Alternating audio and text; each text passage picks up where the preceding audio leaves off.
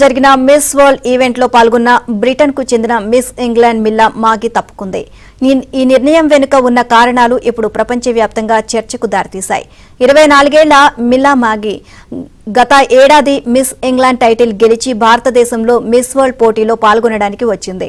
మొదట తను వైదొలిగింపునకు వ్యక్తిగత కారణాలను చెప్పిన ఆమె తర్వాత సంచలన ఆరోపణలు చేసింది.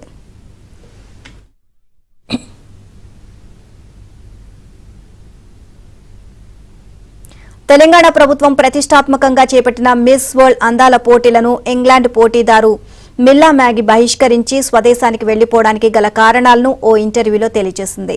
తనని ఓ వేశ్యలా చూశారు అని, ఈ క్రమంలోనే తాను తీవ్ర మనస్తాపానికి గురయ్యాను అని ఆరోపణ చేసింది.